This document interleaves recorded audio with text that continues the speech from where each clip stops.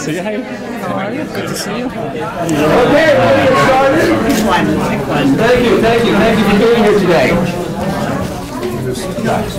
My name is David Zeta. I'm the Director of Social Justice here at the Unitarian Church in Westport, and I'd like to welcome you to today's program. And thank you for being here. Thank you for your presence, but also thank you for being here at the Unitarian Church, because Citizens United is an important issue for Unitarian Universalists. Every year, we have a General Assembly where 4,000 to 5,000 members of our congregations gather. And in 2011, we had an action of immediate witness. I'm not going to go through all the whereas and be it resolved, but I'll read one little sentence. Be it resolved that the 2011 General Assembly encourages member congregations to press their state senators and representatives to file state and local resolutions opposing the equation of corporate political speech with free speech of individual persons. So that's why I'm particularly glad to see you here. Today's program is sponsored by Unitarian Universalist, our Social Justice Council, by Democracy for America, John Hartwell.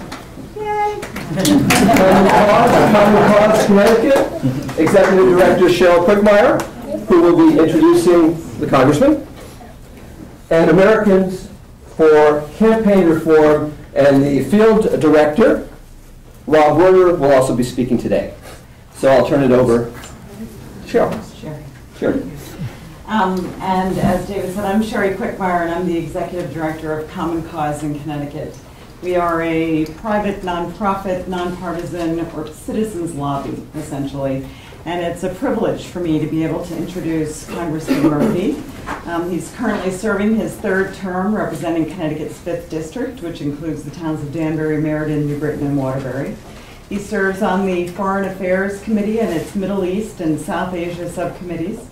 He's also on the Committee on Oversight and Government Reform and Technology, Information Policy, Intergovernmental Relations, and Procurement Reform and Healthcare subcommittees.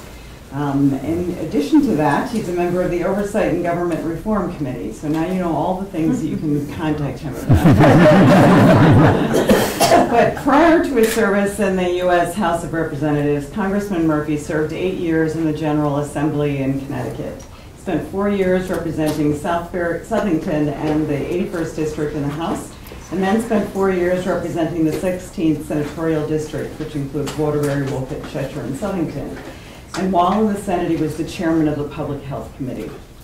And I will say that in that capacity, he was a real leader in the Senate on health care, and we have much to be grateful for his leadership. I won't go into all the details. There are many, and he can talk about them, I'm sure. But I also know that restoring the public's public's trust in government was one of the biggest reasons that Chris decided to run for Congress in 2006. And in his relatively short time representing the 5th District, he has worked tirelessly to do just that. He strongly supports the Disclose Act. He voted for it last year and is a co-sponsor this year. Chris believes passionately in the critical need for public financing to stop big corporate money from polluting our political process.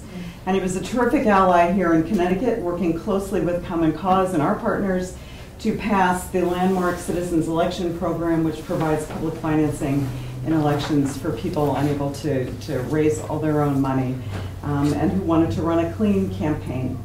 He's a leading voice for transparency and accountability in the United States, on the United States Supreme Court. He has introduced legislation that would end the court's exemption from judicial ethics laws. And I just want to thank him so much for joining us here today. Great. Thank you very much.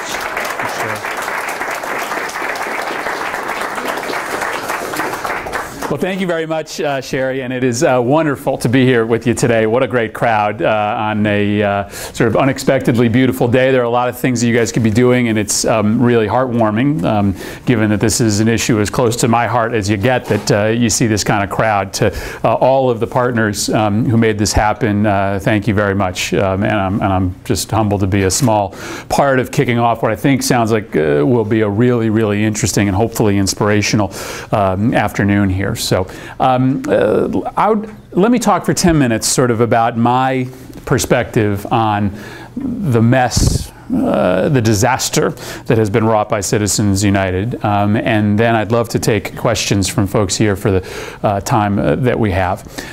Sherry mentioned that my advocacy for public financing, which is in the end the root panacea for lots of what ails government today, goes back to my days in the state legislature. When I was elected, I ran against a 14-year incumbent Republican district that hadn't been held by Democrats for a long time. I ran because for a variety of reasons, but in large part because he was the leader of the anti-gay rights and anti-choice movement in Hartford. And I just felt like somebody should contest his views on those issues and a handful of others. I was a long shot. But the reason why I was able to get the nomination, I was 24, 25. I had just moved to Southington, Connecticut. I didn't even grow up there. The reason that I was able to run was in large part because everyone else who had an objection to this guy was scared off from running because they couldn't raise the money to do it.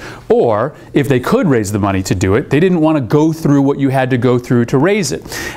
When I won that race and got elected to the state legislature, the first bill, or one of the first bills that I introduced, was a bill to publicly finance state elections, because having just gone through that race and having raised what to me was an ungodly sum of money, $25,000, it's like now, you know, it's like, you know, it's like what falls out of the pocket of these super PAC donors. I just felt like we had to change the system. And, you know, I worked for 8 years on different varieties of public financing bills. If you remember, we passed one and it was vetoed by the then Governor Rowland, and I was thrilled that one of the last votes I got to cast before I was elected to Congress was the vote in favor of Connecticut's public financing bill. Landmark legislation, though it has been watered down a bit by some of these court decisions, with Jonathan Steinberg's assistance and many others, we still have a bill that we can really be proud of, and as a model for the nation.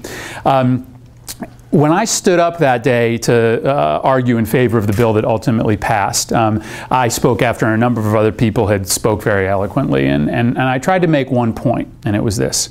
There is no beautiful way to marry money and politics, right? There is no good.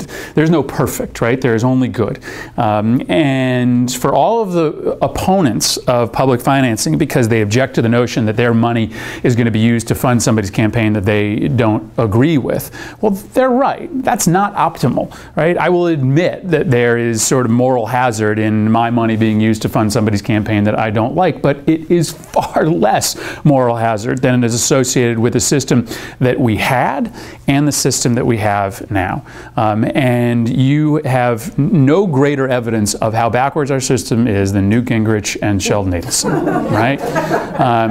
Think of what, now listen, it's not going to happen, right? There was a period of time at which you could have maybe dreamed that Newt Gingrich could be president of the United States, right? There was a moment where he was leading the Republican field, and, you know, maybe there was a chance that he could have won. Think of what the conversation would be like when Sheldon Adelson walks into President Gingrich's office and tells him what he wants.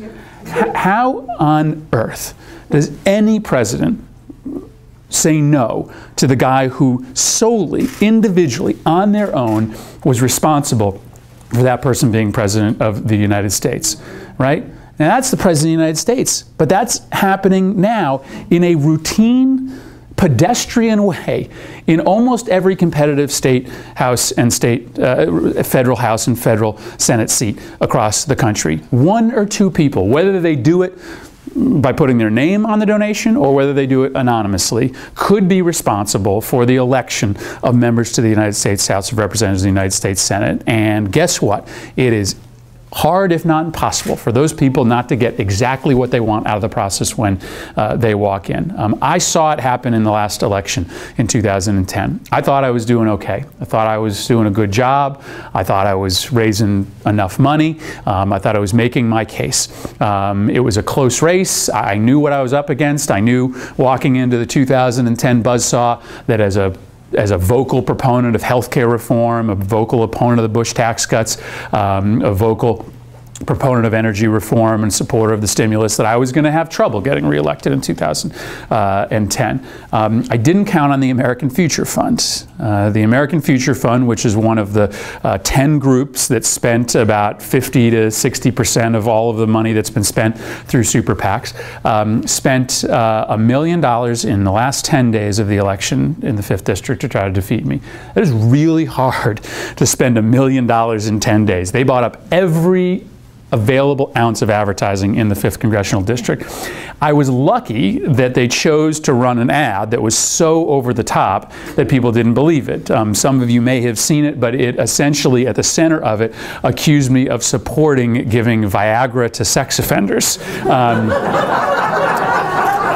I was like, I'd done such a good job of hiding that for most of my political career, you know, and like they finally found me out, you know, and right, the stretch was as big a stretch as you can make. The stretch was that because we are now giving tax credits to people to buy healthcare insurance through the healthcare reform bill, that theoretically a private healthcare insurance plan that you buy with a tax credit could cover Viagra, and theoretically somebody that got one of these tax credits could be a sex offender, and thus, right, $1 million worth of that ad closed a race that might have been a little bit wider than it was initially. But to this day, my constituents have no idea who the American Future Fund is. I stand up at the end of every one of my ads and say, I'm Chris Murphy and I approve this ad.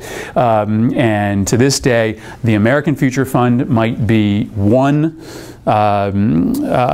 big donor from Nebraska. It may be a sovereign wealth fund out of the Middle East. You have no clue who put the money in to that fund. And it is one example of what Citizens United and some of the following decisions have wrought. Anonymous money, unlimited money, and the ability of individuals and corporations to buy elections. In the 75 elections in 2010 in which super PACs put large amounts of money, they won 60.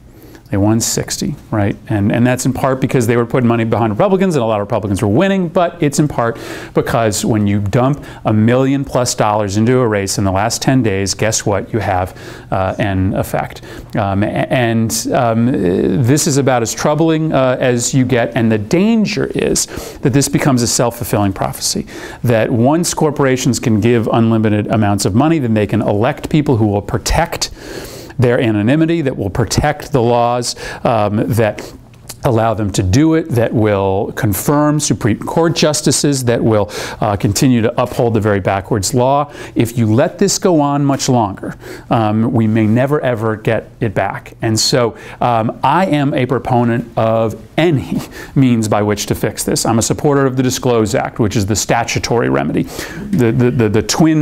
The twin Supreme Court decisions, Citizens United, and then the district court decision that followed that allowed for unlimited. Remember, Citizens United is not the law that allows for super PACs. Citizens United allows for corporations to give unlimited amounts of money into use their own money to go into PACs, but a follow-on decision allowed for unlimited money to come from anybody, corporations or individuals, into these super PACs. But those two decisions can be partially fixed by legislation. The Disclose Act, which I'm a co-sponsor of, would require disclosure into these committees, would require people to say who their donors are, would prohibit foreign contributions, would do as much as you can get away with without overturning the decision. I'm a supporter of the Disclose Act, but I'm also a supporter of a constitutional amendment. I think that ultimately, unless you change the composition of the court and they overturn Citizens United, we need to move the ball forward on a constitutional amendment. Very, very hard to do, increasingly hard to do if more and more members of Congress get elected that won't support a constitutional amendment, or more state legislators get seated that support the Citizens United decision. But now is the moment to really mobilize behind an amendment to the Supreme Court. And there are a couple different ones that, for a variety of reasons, are good, that are out there. And so I'm going to be supportive of any means by which we can overturn Citizens United. But that only gets us back to a bad system, right? And that's what we have to keep our eye on the ball here, is that overturning Citizens United gets us from a horrible system to a bad system. And we've ultimately got to do what we did here in Connecticut and get public financing for federal elections. And I'll end just on this note. I hope some of you might go home tonight or tomorrow and just look up online an op-ed that I wrote in my first term for the Hartford Courant called "I Didn't Get Elected to Be a Fundraiser." And I got, and look at the letters to the editor that got sent after that. I got roundly criticized for my editorial, and my editorial was an attempt to sort of pull back the curtain on what it's like to be a member of Congress and have to raise $3 million, right? We try to pretend as members of Congress that it's not that big a deal. You know, no, we're really spending all of our time, you know, in committee meetings and working on issues. No, we're spending an increasingly large chunk of our money running for office, and then after we get the job, raising money to stay there.